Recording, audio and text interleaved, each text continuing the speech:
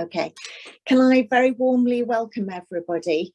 The West Midlands Whole School Send team are with us today. So we've got Conrad Bourne and Dawn Cranshaw and myself, Alison Parr, and we are delighted to be presenting the third in a series of 3 webinars in which we've looked at the sharing of effective practice between mainstream and special schools. And one of the areas that staff from both sectors are most interested in is how to capture the learning that takes place by students in non-traditional ways, and particularly those small steps of progress. So we're being joined tonight by 2 colleagues.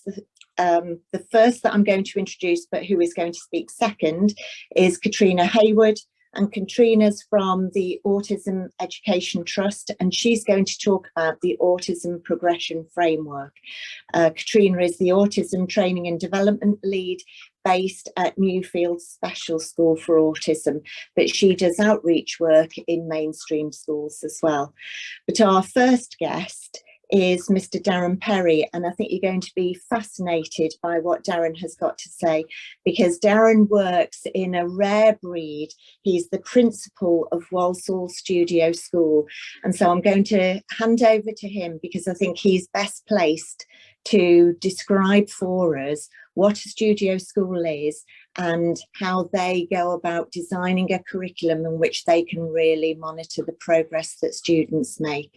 So welcome everybody. If you've got any questions, please don't hesitate to put them in the chat, and Dawn, Conrad and I will be able to pick those up. But over to you, Darren. Thank you. Yeah. Thank you, Alison, and thank you to Whole School Send for inviting me to speak to delegates today. I really do appreciate it. And more so, I've really appreciated the opportunity to reflect, and really look through the studio school lens, but equally and more importantly, the lens of Send. So Matthew Said, I'll just wait for the presentation to load. Matthew Said, in his book, Rebel Ideas, spoke fondly about cognitive diversity. There we go, we're on screen. Can everyone see that? Can we all see that? Listen, apologies for the pregnant pause there with that, but yeah, I was coming on to say Matthew Said, in terms of Rebel Ideas, he spoke about that cognitive diversity and clash of ideas. And certainly with the hat of a studio school on today, I want to present that alternative view, give some dissonance into the system, give those clash of ideas, but ultimately, I want colleagues today to do 3 things. First and foremost, to understand what a studio school is. More importantly, possibly what a studio school isn't. Secondly, how a studio school can positively influence the outcomes of SEND learners and the opportunities it then presents. But thirdly, an opportunity for colleagues and delegates to reflect on some of our practices and equally see how they are amplified within their contexts, of which, obviously we're joined by special schools, we're joined by a diversity of schools, including mainstream and special. So next slide, please, Francesca. I thought I'd start and just talk a little bit about the context of my leadership, because this really helps to frame my approach, the school intent. First and foremost, for me, parity between academia, parity between academic and vocational qualifications is so important. It's an opportunity for students to shine, but more importantly, it's an opportunity for students to see themselves reflected within a school curriculum. And I think that's so important. From my experience, from a mainstream, starting out on the journey in education, I began as a work-related learning coordinator, a teacher of business studies. I went on to jump on board with Sir Mike Tomlinson at the local authority level with specialist diplomas. After that, I introduced, alongside a number of Kent schools, International Baccalaureate Career-Related Certificate, the vocational equivalent to the IB diploma. Thereafter, obviously, studio school model, and more recently working with T-levels and the advancement of those technical qualifications. Vocational learning, to me, guys, is really, really important. It's not the poor cousin to academia. It should have absolute parity in terms of curriculum. And yes, as a studio school, we're possibly more afforded with opportunities than others, but we can talk about that as we go. Intentional design, the right environment encourages the right behaviours. I firmly believe, to achieve significant progress in any areas of provision, including SEND, leaders must be focused on shaping the policies, the processes, the structures intentionally. We talk about priority, not priorities. Certainly for me at studio school, our SEND, we have a green room. We're a performing arts school in many respects, a green room being a waiting room before you go on stage. Our green room, where some of our SEND learners go from time to time, is at the heart of our school. SEND for us is on every staff briefing. SEND is a feature of every leadership and department meeting. These are systems with intentional design to make sure that we're constantly reflecting on and looking at the provision for our SEND learners.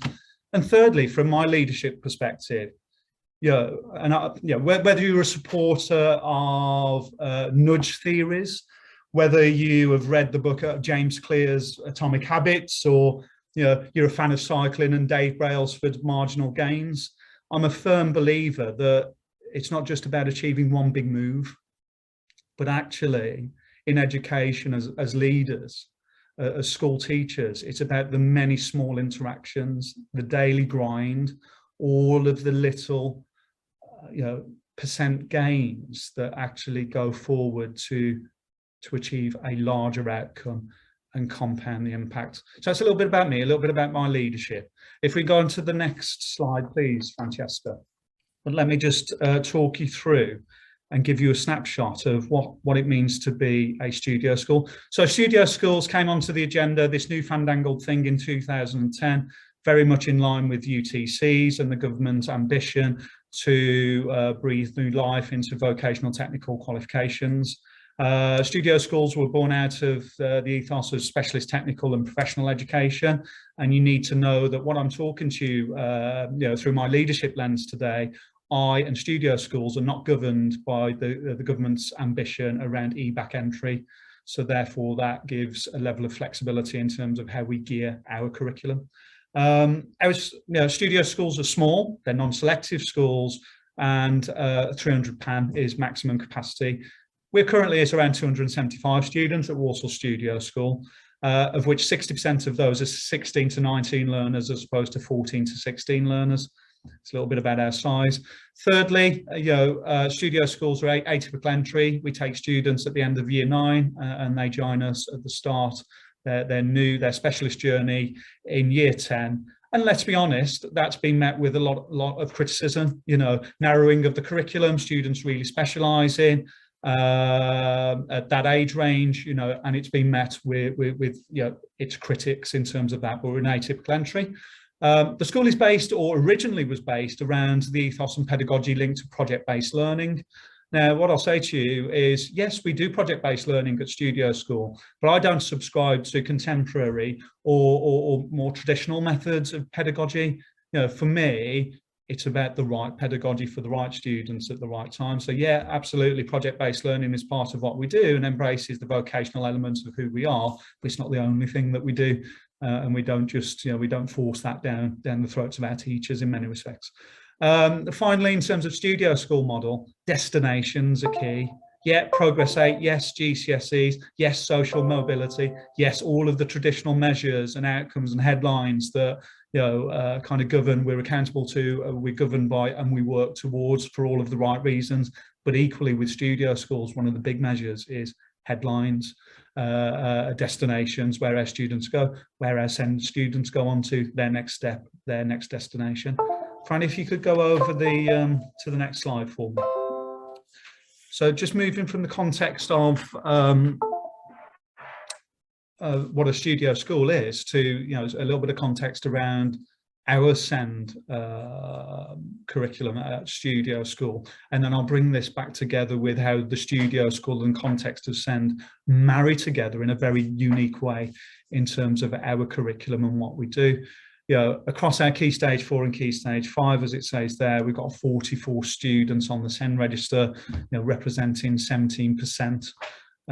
You can see the categorizations of SEND at Studio School, and I'd suggest that that distribution is pretty typical of the need nationally in the national picture across mainstream schools.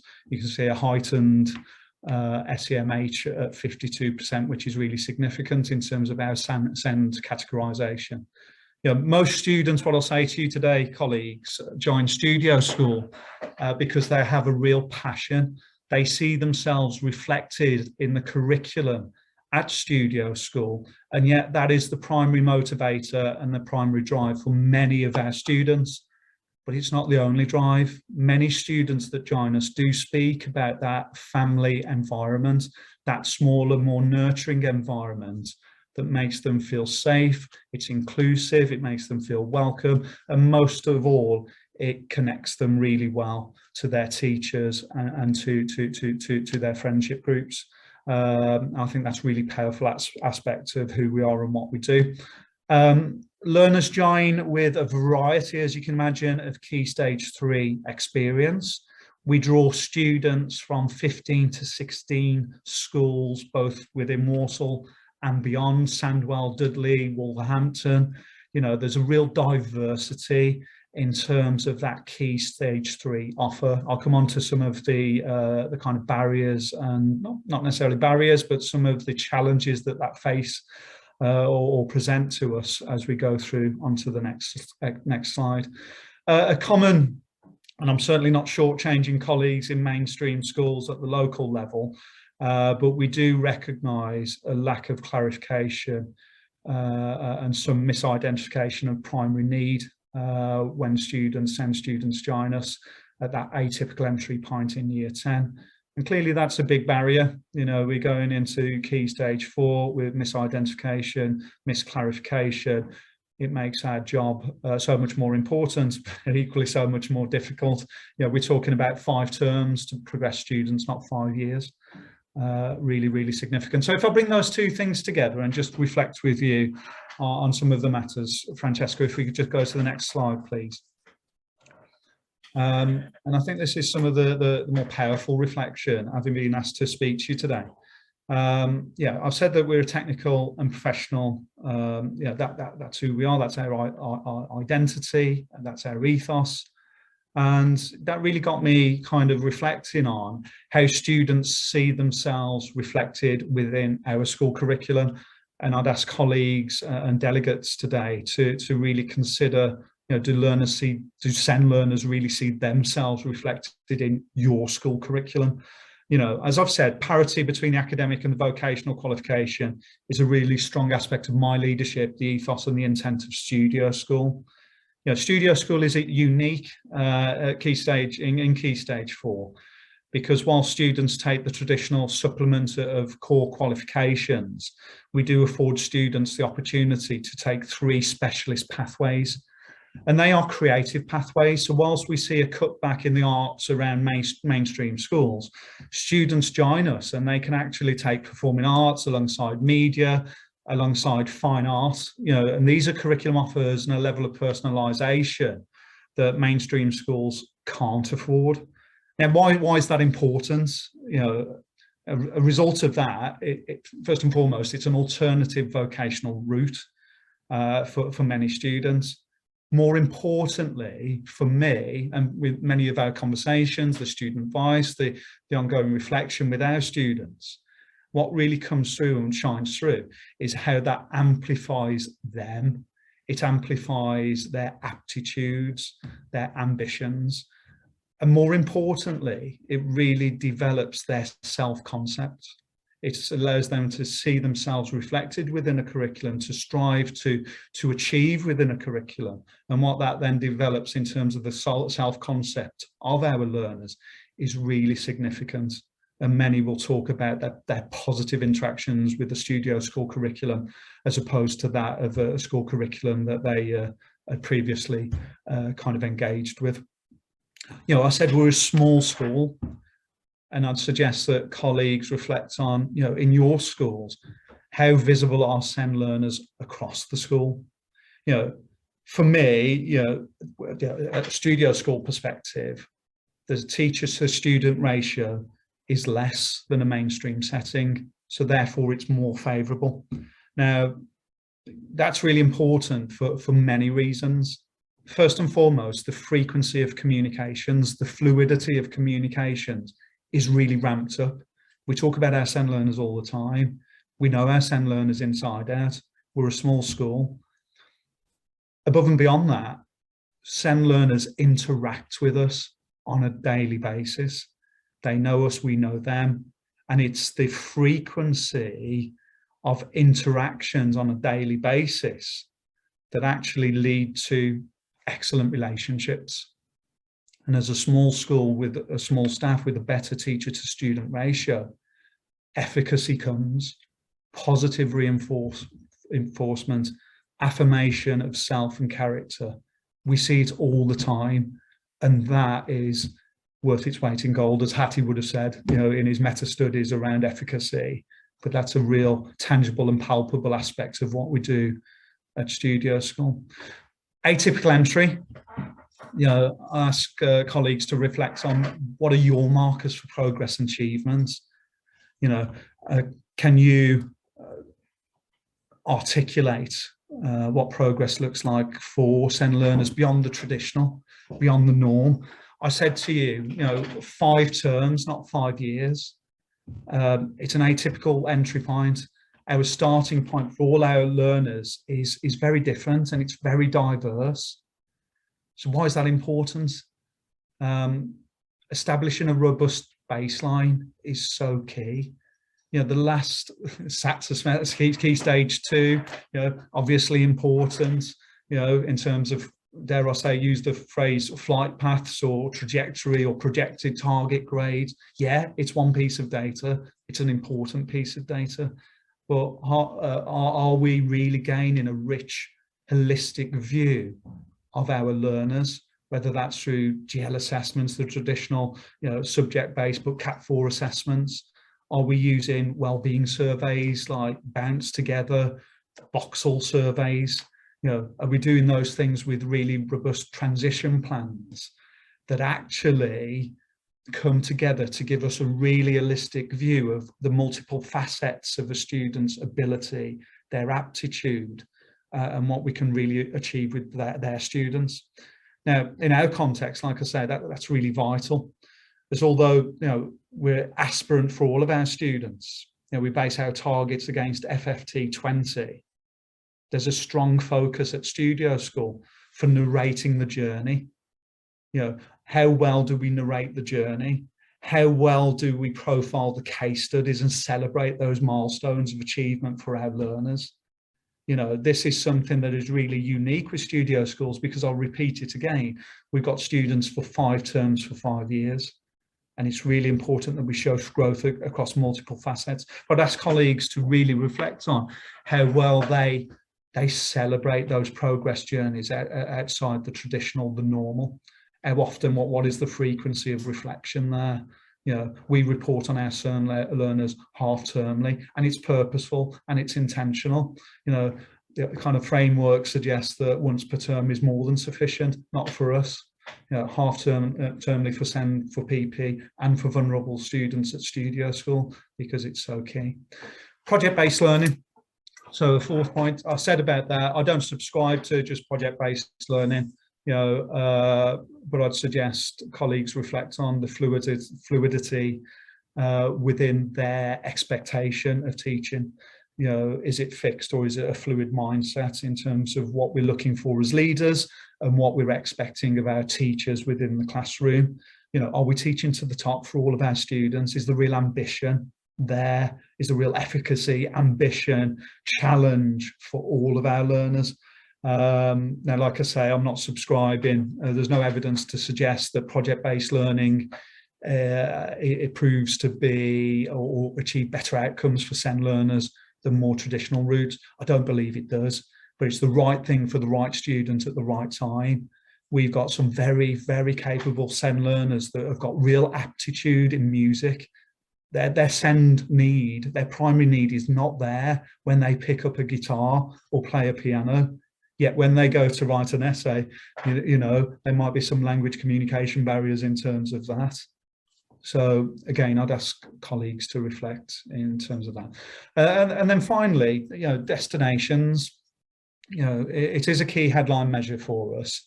And I'd ask colleagues to reflect on how far does the curriculum, do your curriculums reach beyond the traditional diet of GCSEs or indeed BTECs to support students' readiness for the next stage?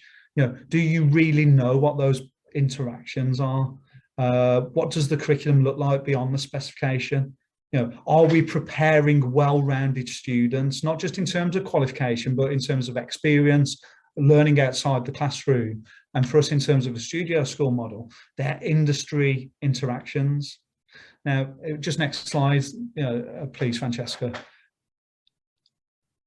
You know, in a studio school setting, this is the additionality, and not just for SEND learners, this is inclusive of all learners, but it's an example of beyond qualification. And I use the phraseology curriculum beyond qualification. You can see at the foundation, this is a level 3 program, Key Stage 5 Performing Arts, is you've got your BTEC level 3 national diploma. Yeah, that's the, you know, that's the meat and potatoes of the course. That's the, you know, the credentials of it.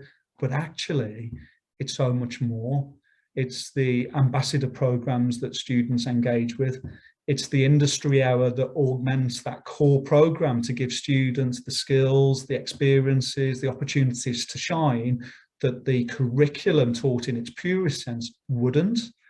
It's the opportunities for learning outside the classroom. And equally, it's the opportunities for additional qualifications. We're unique, I keep saying that. In Key Stage 5, our students specialise in just one pathway. But in addition to that pathway, we give them opportunities, as is the case with performing arts, to study LAMDA qualifications, to do London College Music gradings against those qualifications. But again, it's giving students an opportunity to be reflected within the curriculum and an opportunity to really shine and progress in terms of what their ambition is. So, you know, to conclude, I'd ask, you know, delegates and colleagues to really reflect on those 5 aspects. Do learners see themselves reflected in the school curriculum? You know, what does student voice say? What do students say? How visible are SEND learners across the school? Have they got a high profile? Is it ambitious? Is there real efficacy there for them? You know, what are the markers for your progress and achievement beyond the norm? You know, how's that articulated for SEND learners? Are we tracking and sharing that journey amongst colleagues? You know, project-based learning and destinations. You know, what opportunities, what additional opportunities exist for our SEND learners within your schools? Francesca, if you can just go on to the final slide for me. You know, by no stretch are we a finished product at Studio School. You know, some of our key priorities at the moment is the attainment of high prior attaining HPA SEND learners. We're seeing a gap in terms of expected against actual progress for our HPA, something that we're really focused on as a leadership team and whole school staff at Studio School at the moment. Something that we're also looking to develop in a much more robust way is our ability to case study our students, and that is very much about systems development. Information and data exists for all of our students and case studies in many different formats at Studio School at the moment. It's there, but we need to find a sophisticated way to share that in a really robust way that shows the journey in an holistic view of our SEND learners at Studio School. And finally, you know, the tracking of our SEND learners. Destinations are absolutely key, but where do our SEND learners go 3-5 years from now? the alumni is such an important facet of who we are and what we do. And a big kind of priority for us at the moment is, again, being more sophisticated. Social media bodes really well for this, but actually, do we know? Biggest measure for us, have we achieved? We're a pipeline to industry. Have those students now taken seed within the industry? Are they thriving? Are they growing? And are they progressing? So that's just a few vulnerabilities of where we're at from a studio school model. Thank you for listening. Alison, if I can just take a few questions from colleagues. All right, have we got any questions? I can't see any questions in the chat at the moment. Whether people have got any panel, have any questions from the panel? If I can come back to the question that I had for you at the beginning, Darren, which was around what sort of what exam boards do you use and what's your balance? Do you do any GCSEs? Do you do BTECs? Are they all professional qualifications that you do? No, we do. There's an absolute balance. So yes, heavily vocational. We use Edexcel Pearson, so BTEC qualifications. We do a number of OCR qualifications. We also use RSL qualifications. I think it's the right course for the industry. And what I'll say, Alison, again, is parity. You know, vocational qualifications shouldn't be seen as second tier. Absolutely not. They should be given parity with GCSEs and academia. But for me, it really is about looking at their suitability for the next stage. We're looking at getting students industry ready. We're the pipeline for industry. Does that qualification, when we look at labour market information and the needs of industry, does it reflect those needs? Does the level 2 qualification progress well into the level 3 qualification?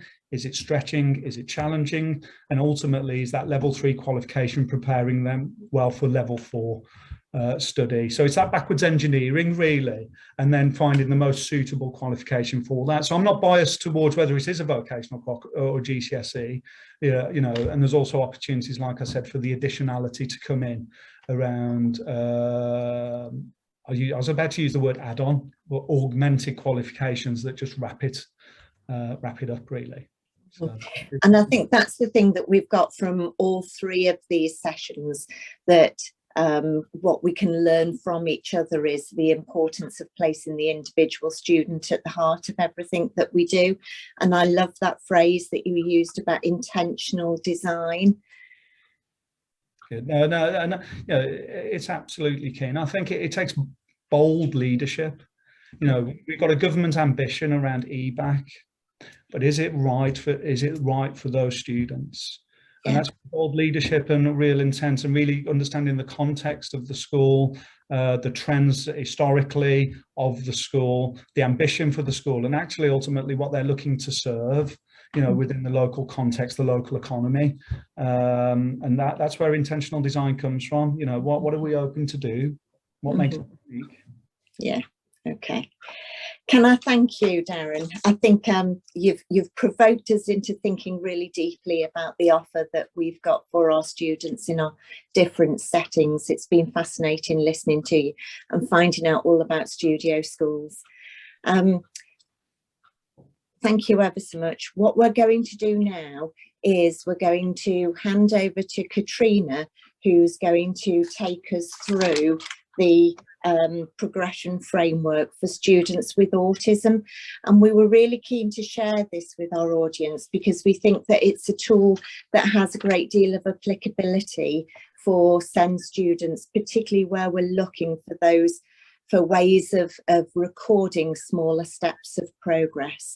So thank you, Katrina. If we can hand over to you. Thank you. I will just share my screen now, and hopefully you will be able to see the slides. Oh.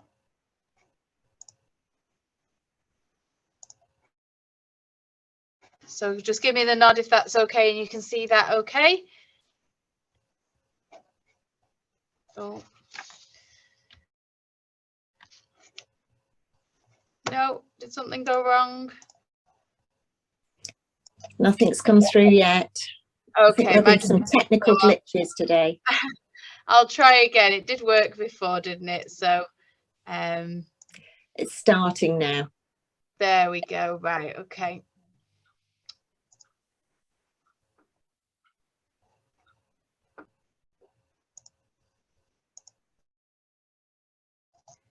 Okay, can we see that? And can we still hear me? Because we lost me before. We saw it and then it disappeared again. So once you shared it into full screen, it was there for a second and then it disappeared.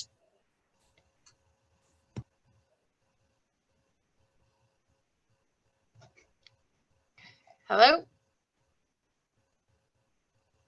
Brilliant, thank you. So hi, sorry about that. This meeting is being recorded. Sorry about that technical hitch. So yeah, so I'm from the Autism Education Trust and we offer the Aet Progression Framework.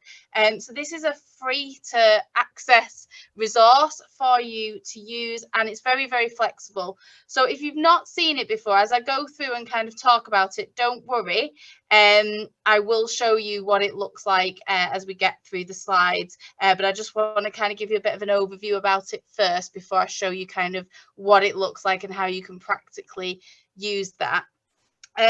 So, you know, the idea of the AET, why we were set up was really to have this vision where all autistic children and young people experience positive education that supports well-being, and the progression framework and the skills that are included within that really do kind of keep that core focus in mind of what do our young people really, really need? What skills do they need to develop for life? What are their kind of challenges and barriers to learning? And then we use this tool as kind of an assessment.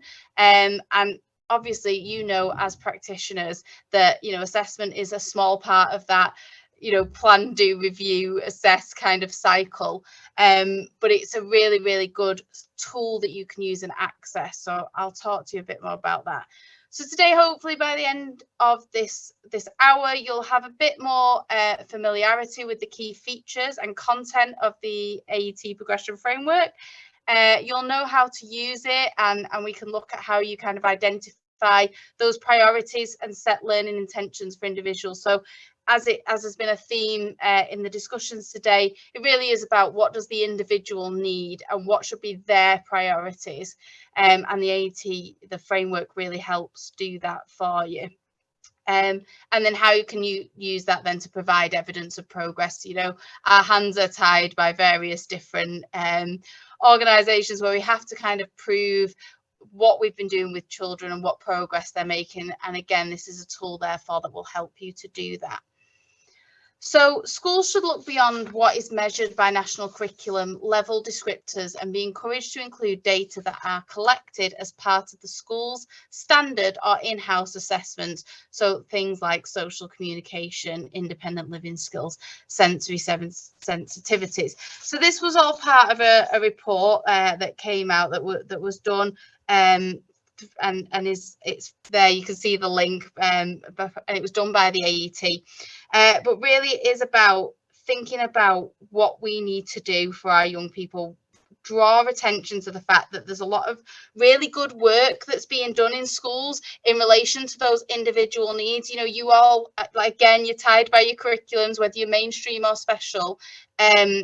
You will have things that, you know, they need to be working on, their literacy, their maths, but actually there's loads of good work going on around developing individuals more holistic skills that they need around those things like social communication. And again, this tool really, really helps us to do that and keeps that at the forefront of our mind of sometimes what's more important to the children and young people we support. So it was commissioned by the AET with Department for Education funding in 2015-16. So again, kind of giving it that mark of approval that it is DFE funded shows that there's kind of a commitment and it is, you know, well regarded really and well evidenced as a good tool to use. A big consultation and review happened, and then it was evaluated as any tool should be and checked that it is working. And then from that feedback, a new updated version came out in 2019. So if you have been lucky enough to maybe look at it a few years ago, just to make you aware that it has now updated. It's a little bit more user friendly. They kind of cut out some of the the extra bits that weren't needed and made sure that it really fits in with kind of those government guidelines and things like the Rochford Review, which I'll talk to you about in a minute. So the revised content also included the EYFS and post-16. So whatever age phase you're working with, this tool will be really, really useful for you. It's also now got a PDF with full content and introductory notes. I don't want to change my screen just yet because I don't want any technical difficulties, but that PDF and Excel version of the progression framework are free to download on the Autism Education Trust website. So if you just go into Google and put AET or Autism Education Trust, go into the resources section on the website and you can find that for a free download. But I have also sent a copy of the Excel document, the assessment framework, out to Francesca, so I'm sure she will share that with you so you all can have a copy of it if you want to have a play around and see how it will work in your settings.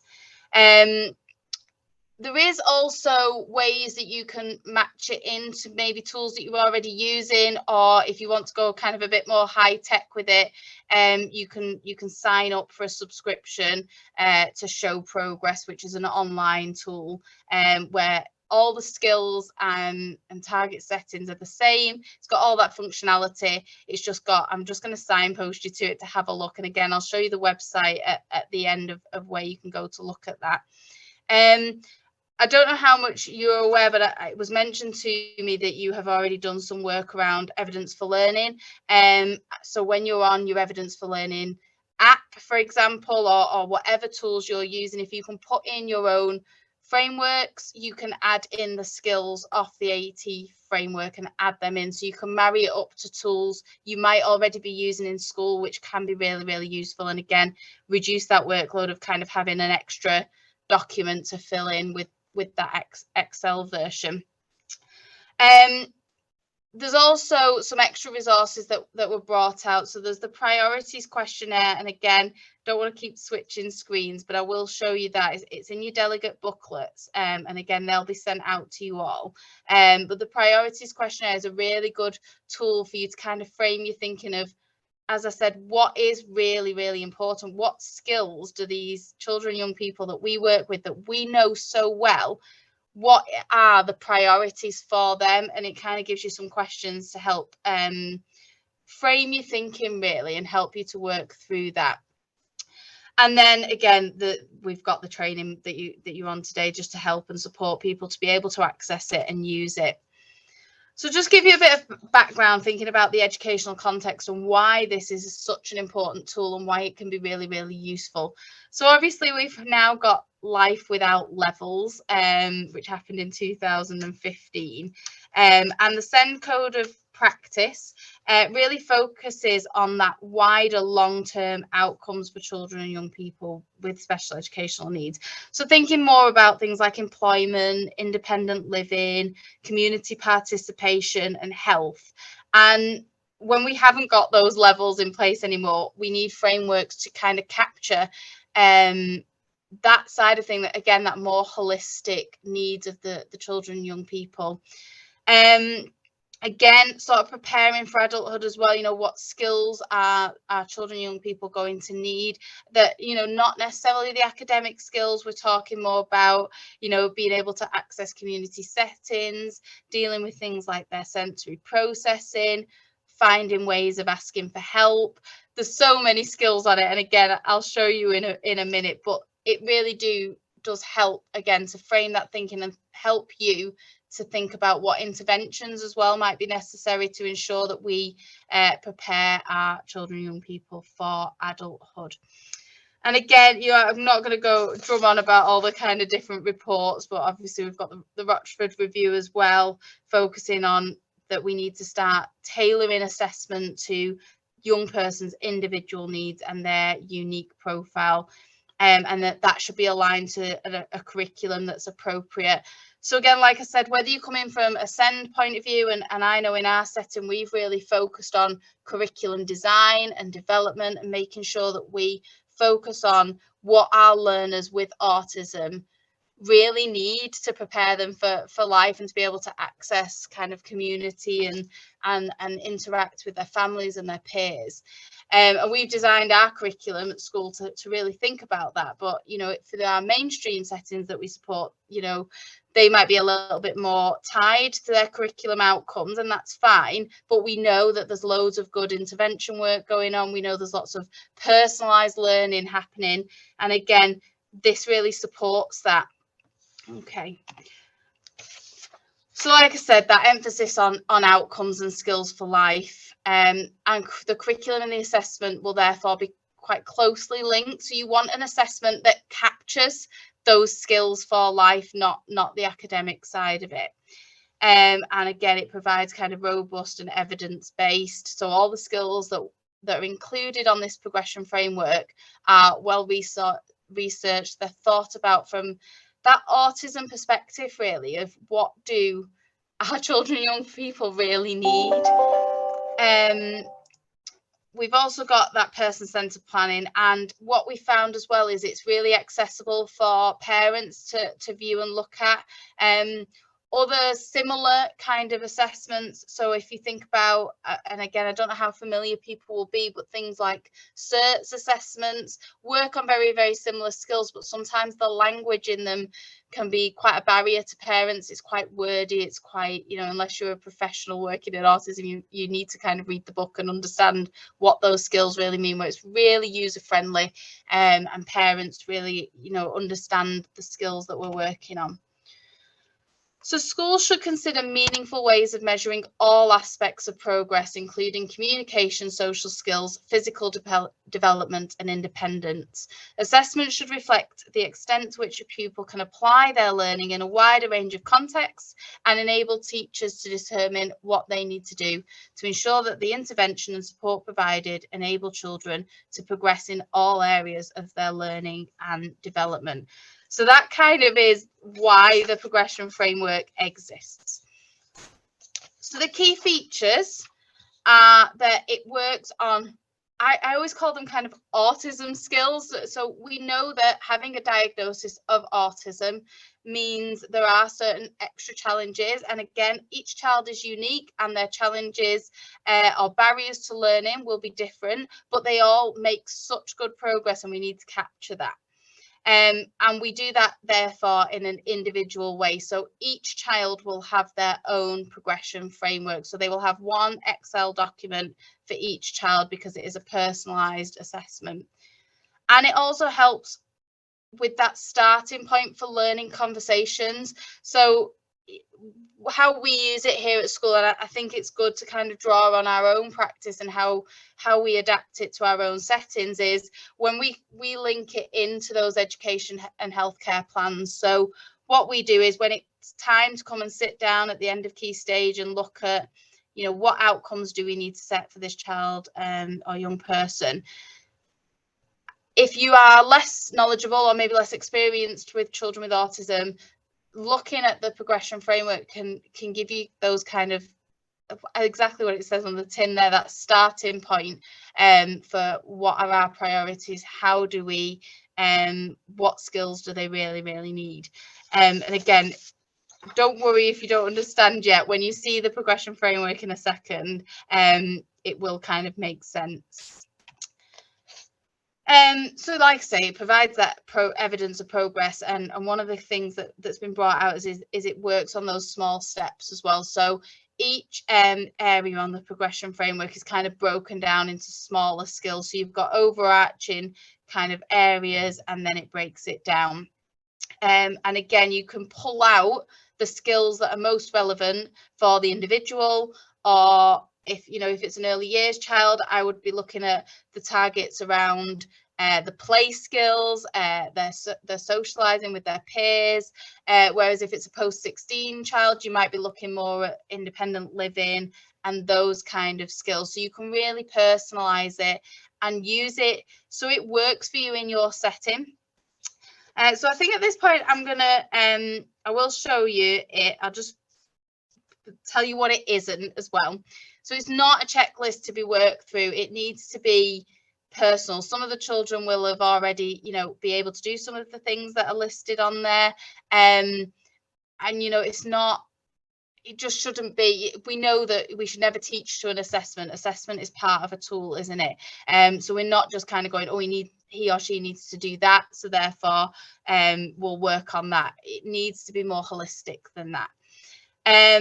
It shouldn't be a replacement for other specialised assessments. You know, you might have other things that you're already using, and that's absolutely fine.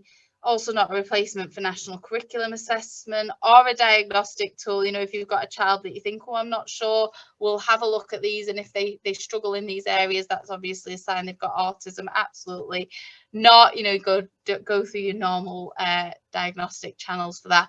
And it also isn't a curriculum. You know, we don't, like I said, we don't teach to an assessment, do we? We want to have a broad and balanced curriculum that takes into account all learners, but it certainly does help with that planning and like we said, that those learning conversations of what is an important priority for the child. So I'm going to stop sharing and I'm going to bring one up to show you, because I think actually being able to see it is much better. To see, why can I not see? There it is. All right, let's share that. So I'm hoping you can see that now.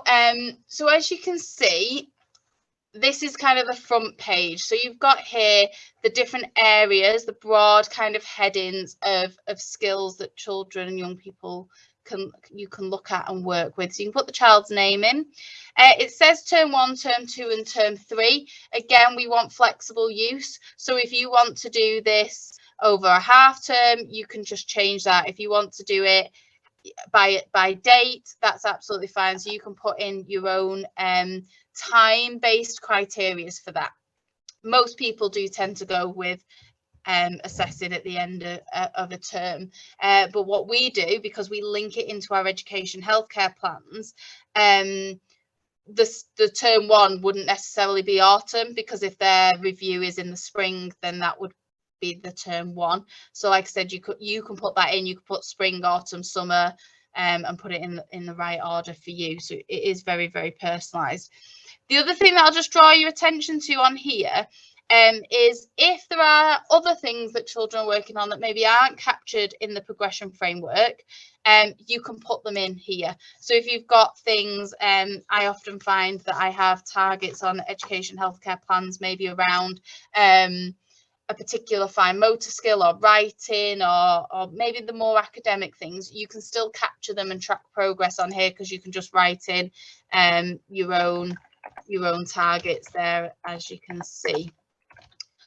So under each broad heading, if you click on it, you can see then the skills and areas for development. So again, there are kind of subheadings there. So engaging in interaction, making requests, and then individual skills underneath that.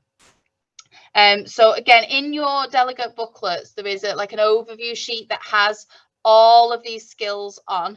And again, that can be a really good starting point without needing to kind of go into the Excel document, just for those professional conversations when you're setting, whether it be an education healthcare plan outcome, or whether it's your IEPs or your PLPs, I don't know what everyone calls them. But when you're setting those individualized targets, you can use that then as that conversation starter of, oh, actually, you know, we know this child really struggles with their play skills, so let's focus and have a look in that section at the things that they can be working on. So so that's that section. And then if you go back to the home section and click on, that's called a hamburger, I learned that recently. If you click on the hamburger, you'll see here now that all of those skills are listed in an Excel document with your tracking across here. So how do you use it? Well, your first step really is to set your priorities and think about what key areas do these children need to work on. So there's a massive list of skills here, and it can be quite daunting, I think, when you first come to have a look at them. I'm just scrolling through now just to kind of give you an idea. In autism, we do like things to be very visually clear, so each section is color coded, so you kind of know which section you're working under. But what you can do is, because that is a long list, is set your priorities. So you could have a look through, and if you think, oh, actually my child needs to work on their communication skills, and they need to be able to request an item by taking an adult to an object or place, all you do is click on that box and tick it, and that now makes that a priority. So if you clicked on a few of those, and I'm just going to pick some at random just to give you kind of an example from different sections. I'll just tick a few there. And then when you then refresh it at the top, what you get is a very personalized list of skills there. And then, as I said, you can then track it across those 3 terms. So you've got different levels here. So you've got your date and you've got your baseline. So you've got not yet developed, developing, and established. So if you were setting a skill, it's probably likely that it's going to be, you know, not yet developed, or, you know, developing. You've started to work on it, but we're not there yet. So you tick that, you add your date in. So I usually go with my annual review date because that's our starting point for working on that. So I wouldn't put this exact word in on my education healthcare plan or my individualized like annual review targets. I would reword that, you know, so it's child name will be able to request an object, and I would make it more smart. So, you know, how many objects, how often in the day, I would kind of capture that in that document, but you don't have to. That's why it's flexible. So you put your start date in, and then term 1, term 2, term 3, you can track that progress and skills that you're making, and it's just a drop down box so you can see really clearly how that's doing. And again, it's very visual. Now you'll have noticed when I did that at the top there, that changed, so it shows you your percentages. So again, you can track that progress across all of those targets. So if I was to fill in the rest of them, you can see hopefully that that's changing up at the top, and you can see how many of the skills are established, how many are still developing. And again, then that can determine kind of intervention work or maybe extra support that you need to put in around those different targets. And then also, if you'd have written a target in there, if you'd have put a target in there, I'll just put a test, that should, I'm doubting myself, that should come up on there, but I'm not making that work very well, sorry. But yeah, you can keep progress of the, oh, there you go, they're at the bottom there. So you just click on, I'll just show you that again because I didn't illustrate that very well. So if you click on the personalized learning intentions, it brings you up to that box, and again you can set them as a high priority, which then keeps them when you refresh as your list. You can print that out, you can share that with class teams, and again you can share that with parents really easily. It's very clear because you can see that color coding. So that is a very whistle-stop tour of kind of how you can use it, and you can see kind of the depth and those small steps that you can see, and it does really show that positive difference that you can make really, because you're showing those small steps and you're showing the positive achievements that they've been able to do.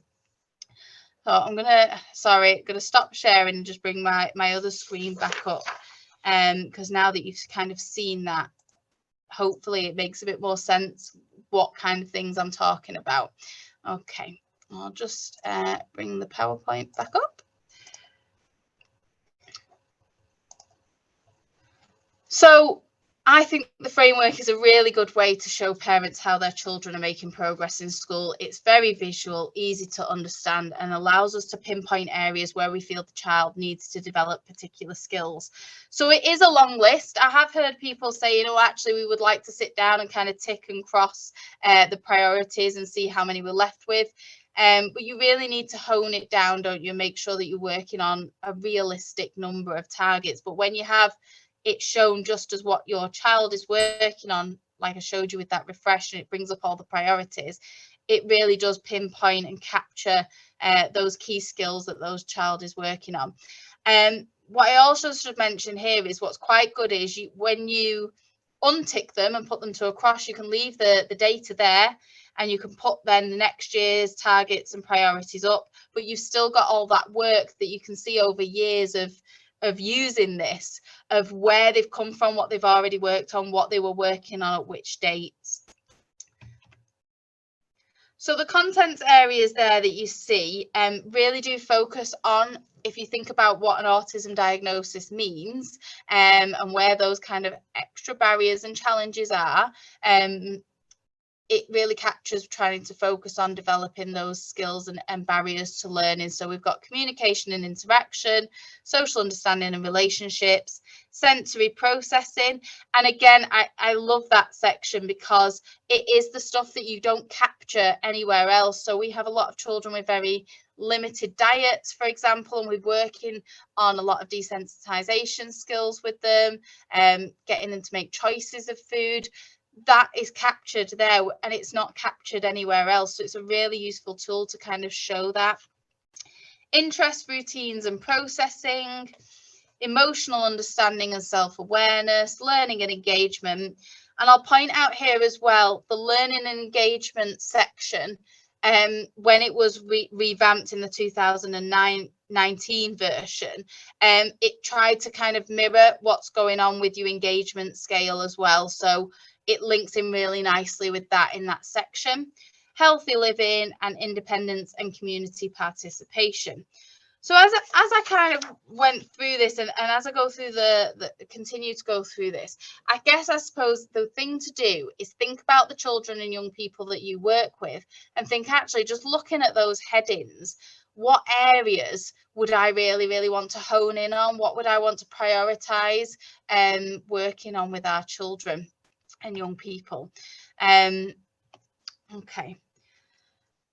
As I was academically able, I think people assumed I was able in other areas, but this wasn't the case. I would have benefited from work on emotions and feelings, friendships and self-esteem. Also, counselling to gain self-awareness and self-acceptance. More help with careers planning and preparation for university, as I found the social aspect of this very difficult, and it took me a long time to get started with my career. So this is a quote that's come from our literature review and consultation of the use of the progression framework, and you know, from young people with autism, and it really captures that, doesn't it? When we think about, you know, we are so focused sometimes and we get lost by kind of the pressures that are put on us from above of academic targets, but actually stopping and thinking about what's really, really important for these young people is really important, and really should be set as a priority. So having something like the progression framework helps, again, just kind of construct that thinking and help us to keep that in the forefront of our mind and capture that progress that they're making. So I showed you the Excel spreadsheet. So like I said, one Excel per child, and you show that progress over a year, which is 3 terms. But you can use that a little bit flexibly. You can change that. I have heard people use it as like a 3-year. So if they were like a key stage, you could look at it at the end of a year. But I think it's important to check in a little bit more often than that, but it is flexible. You've got the 1-page overview, which is in your delegate booklets, that will be sent out, and it is just, it's a list of all of the skills. So you can just look at the skills, and then it's easier to find them sometimes when you're on the Excel spreadsheet. You select your learning intentions with that tick, and then you can create your personalized learning intentions as well by writing them in yourself. So you can marry it up, like I said, with other things that you might have or using, and kind of store all that data on one document. So there is also an online tool, and again, I'm just going to signpost you to it, because it's a costed thing, whereas the progression framework itself is free. So that's a very individual choice, and kind of where your budgets are at of what you want to spend your money on. But you can do it in an online format. It's very, very similar. Again, sorry, I'm going to have to stop sharing and just spreading between the windows to be able to show you kind of everything that's available to you. But you can see here, hang on.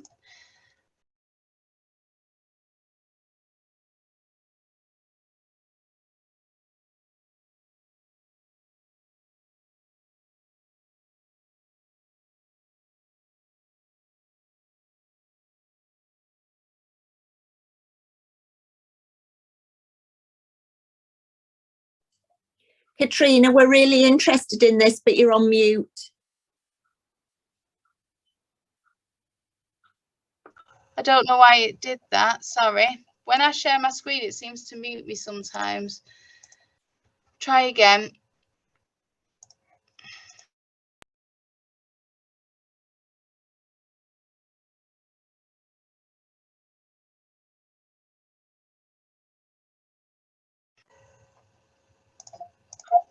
It seems to lose me when I share the screen, but hopefully you saw the screen so I can explain it to you.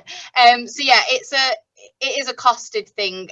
So what I would advise if you're interested in that is just to go and watch the video yourself on that website. I just want to signpost you to it to let you know that that exists really. But it's just a bit fancier than the kind of the basic Excel spreadsheet. You can add pictures in and things like that to kind of show your evidence. So I'll bring the PowerPoint back up. Apologies for having to keep swapping screens. Okay.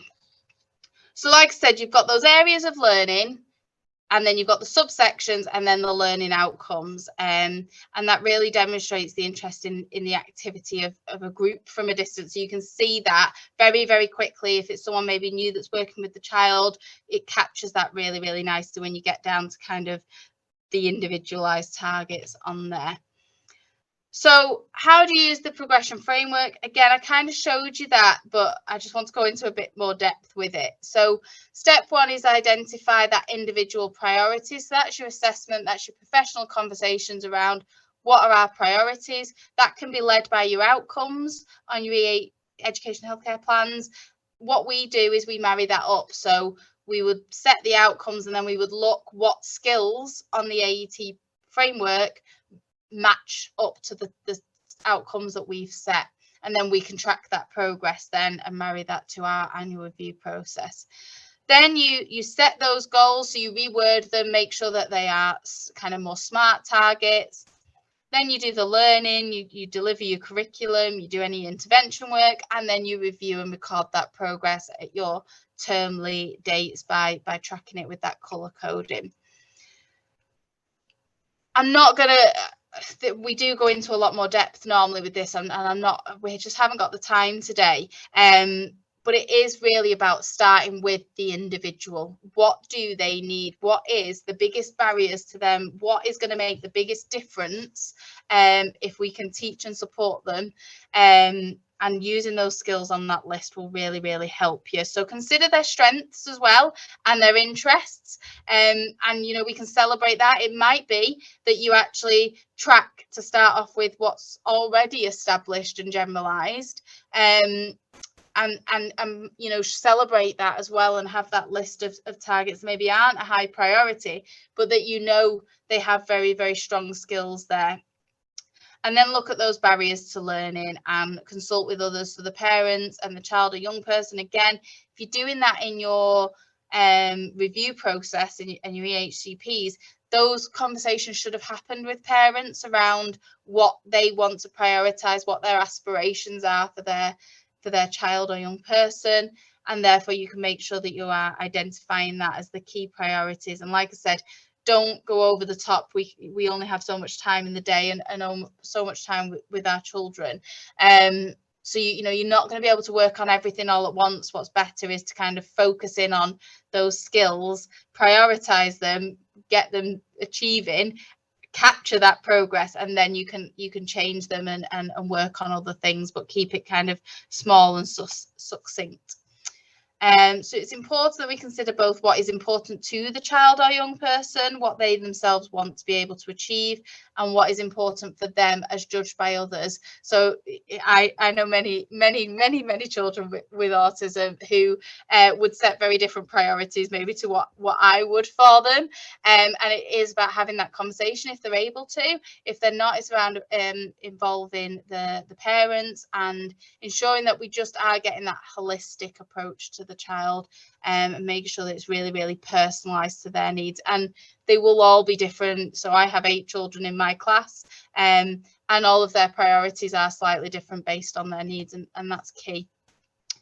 We know autistic adults want more support with things like staying organized, transitions, understanding and managing their own anxiety, their life skills, and understanding how neurotypical people think and work. And again, when you really get into those skills and have a look at them, and again, that's going to take a bit of time, you need to sit down and have a read through, what you'll see is all of those areas being pulled out, and ideas around where those priorities should be. So I can think of an example now just around understanding and managing anxiety. There's a whole section around behavior, for example, and you can set skills around like asking for help, or following adult direction to manage their own anxiety. And again, it's progressive, so you can start off with that kind of needs adults to direct them and follows that adult agenda, up to kind of them letting you know that they need to take a break or to ask for help. So you can again progress it through those smaller steps. As I've said, we consult with others, but our AET Young People's Panel, which is a group of children and young people with a diagnosis of autism, they said this about it: must involve the young person, including reviews of progress and agreement of targets, include opportunities to individualise the learning intentions, available online so all relevant people can see progress. So that is, if you go onto the show progress example, that's where it can be shared a bit easier. But again, if you don't want to pay for that, the free version with the Excel can be easily shared through printouts through the annual review process. Celebrate those achievements and reward progress. It is about going, look what we've achieved, look at these, they might be small steps, but for this child or young person, this is a big step, and we're capturing that and we're celebrating it, and should be consistent across schools. So I would say as well, obviously we're using it here across the school with all of our children who have diagnosis of autism. We have specialist provision, but I would say in a mainstream setting, when you're looking at IEPs and individual pupils, because it is one document for one child, it's really easy to kind of introduce with those individual pupils. So this is just, like I said, an example of those skills, and you're all probably just like looking and reading them now going, oh, that's interesting, and yeah, I think my child needs to work on that, or that would be something we would want to work on. But again, I'm not going to kind of sit here and read through them or anything like that. You need to go away and have a look at those information materials and have a look at those skills and really sit and think about what is important. And I know I've said that a few times, but it's because that really is the point, isn't it? What is the priorities for our children? And then how can we track that using this? So you've set your short-term goals, you've used those bank, and that's what it is. It's a bank of learning intentions as your starting point, and then you can start to write and personalize it a little bit more using that progression framework as a support. So as you saw on the progress, so we have four categories. So you've got not yet developed, developing, established, and generalized. I really like that the inclusion of generalized is on here, especially if you're thinking about children and young people with autism.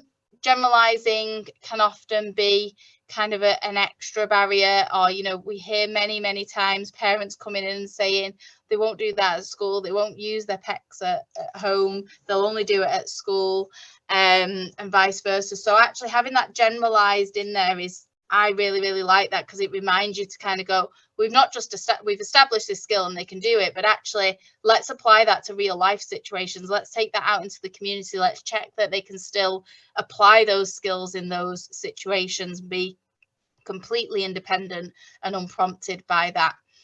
Now, with every assessment, you always have kind of professional judgment, and you as the teachers, support staff, will be making those judgments of where you're categorizing them. It's up to you. Again, it's flexible, so you might want to have kind of a bit of moderation around that, people checking in if more than one person works with a child, getting them to kind of go, do you agree with this? Are we on the same page? And just make sure that you're really clear about what each of those categories looks like. So if it's established, like it says, is it frequently used? Is it maintained over time? Are they able to do it predominantly independently and spontaneously?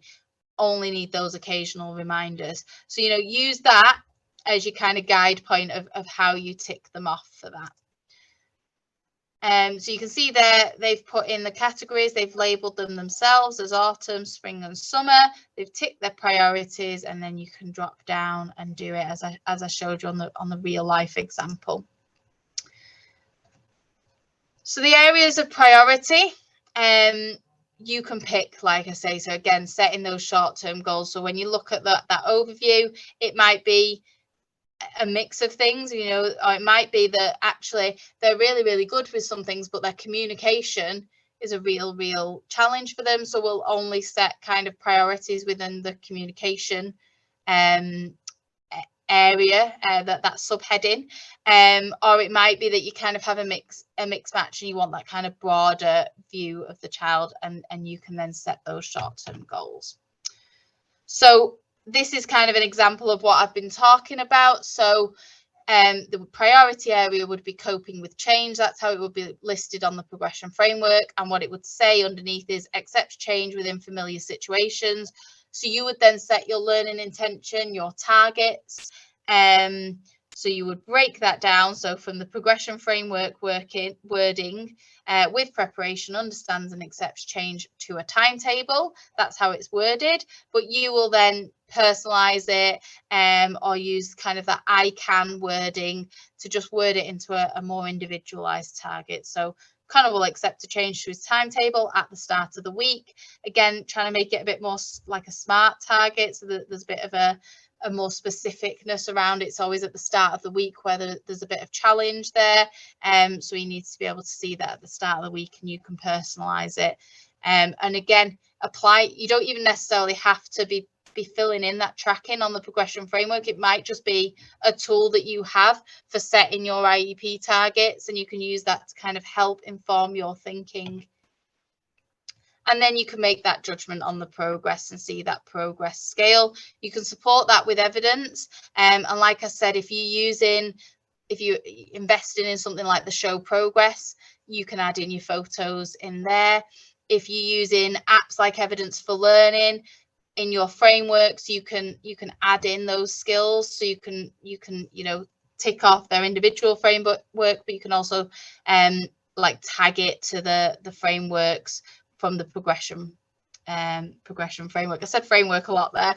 And then share information. You can share that with the reports and then use that to inform your next steps. So like I said, when you actually look at some of the skills, you can see progression there. So it starts off like with communication, like I think the one I showed you was leads an adult to an object, shows an adult what they want, but then it progresses into using kind of pictures to represent things that they want. So it progresses, and you can then put that as your next step and change your priorities. And again, like I said, if you're going to invest in that online tool, then it shows kind of more of a learning journey and progress reports, and parents can access it. But that is a bought-in thing, and that's purely individual choice, isn't it?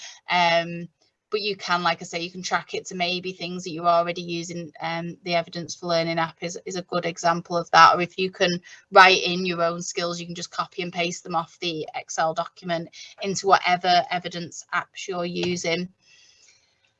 So the key questions when you start setting up a progression framework are what are those learning priorities for the young person? And have we set learning outcomes that reflect those priorities?